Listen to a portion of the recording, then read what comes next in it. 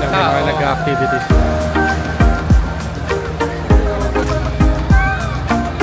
Parang talaga. Hi guys, today is April 17, 2025. Dahil holiday ngayon, pupunta tayo ng Puerto Galera. Kasama natin pupunta sa Puerto Galera yung kaibigan kong si Mel. Sa Buendia Bus Terminal kami mag-meet kasi andun yung mga bus papuntang Batangas Port.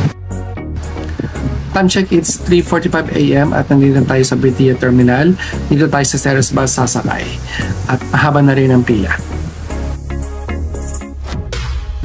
Ito si Mel at nakasakay na kami ng bus. 250 pesos yung bayad hanggang Batangas Port. Tapos from Batangas Port, sasakay tayo ng ferry hanggang Puerto Galera. Konti pa lang yung bus ng Ceres, kaya ibang pasahero pinili na lang tumayo kahit 2 oras yung biyahe.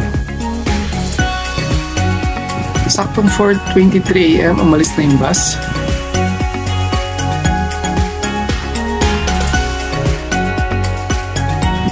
Time check 6 AM at nandito na tayo sa Batangas.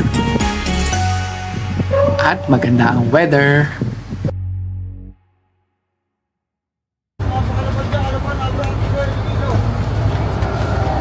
Check yung mga gamit ninyo, baka may naiwan na. Mag-ingat sa mga mandurukot. Sige po. Okay, thank you. Ingat po sir. Bibili ba na lang yun? Walang problema. So ito na yung Batangas Port. Oh, yung mga paperto wala bang tigil, sumadali.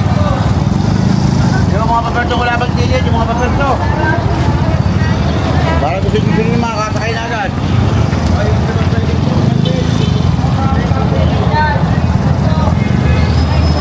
Oh, yung gusto madali, gusto madali.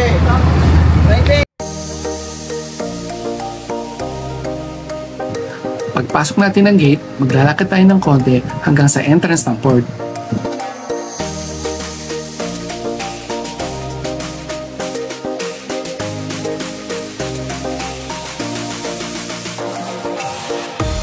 Ito na yung entrance ng port.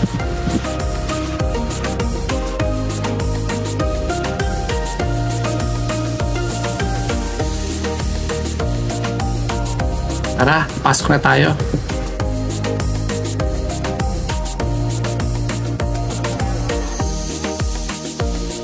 So may scanner at inspection sa entrance.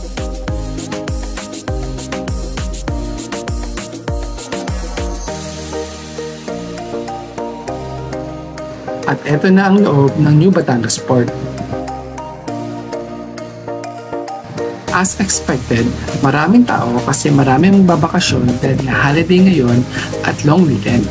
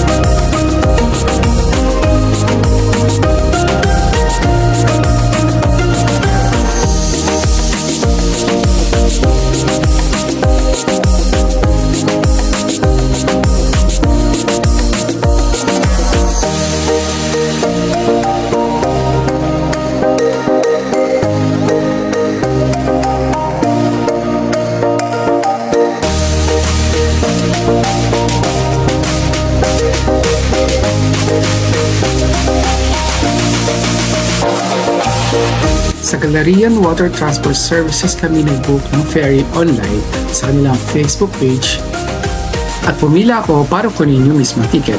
Pinakita ko lang yung voucher na binigay sa akin na nag-book ako. Sa kanila na rin kami nagbayad ng 30 pesos para sa terminal fee. Boarding na kami.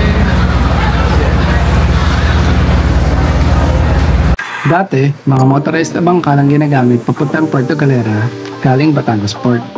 Pero dahil sa safety and regulation updates, pinalitan ito ng mga modern fast-craft ferries tulad ng sa Galleria. Dahil sa fast-craft ferries na ang gamit, sa Balatero Port na binababa ang lahat ng pasero na pupuntahan ng Puerto Galera. Hindi katulad dati na sa mismong white beach na binababa ang mga pasahero gamit ang mga motorized bangka. So for me, masasabi kong mas safe nang pumunta ng Puerto Galera ngayon compare before. Aminin nyo sa mga nakarating na dati na talaga nakakatakot sumakay sa mga motorized. Yung tipong kailangan huminto ng bangka na may malaking alon na pagparating na hindi pwede sagupain dahil siguradong tatawid ito. Kailangan natin bumaba ng lower deck kasi nandito seat natin.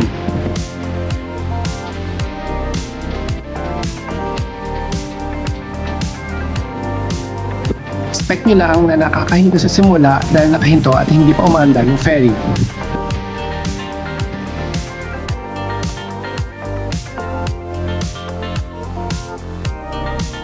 Makita nyo pala sa ticket kung anong seat number kayo.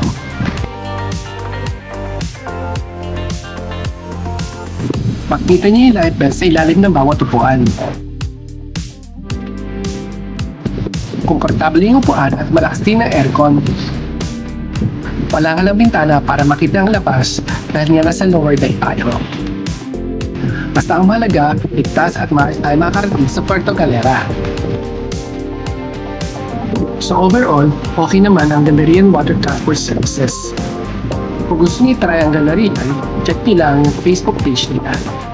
Makikita nyo yung trip schedules, presyo at kung paano mag-book sa kanila. Makalipas na isang oras, nakarating na kami sa Balatero Port.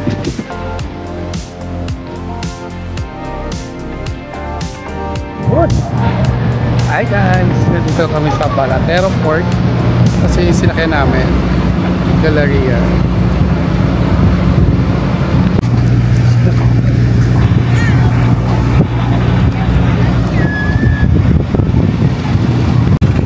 So exit na tayo ng port.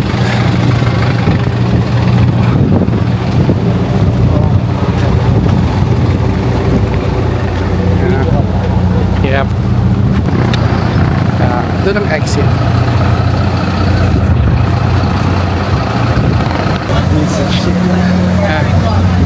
Kasi magbabayad ng environmental fee. EUF payment. EUF payment 120. Eh dito pwede. Dito. EUF payment.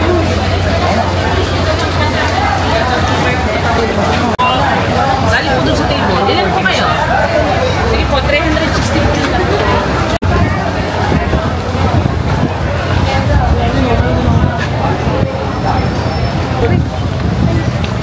Welcome to Puerto Galera. What can I say except you're welcome? Sa paglabas nyo ng port, nandito yung mga tricycle.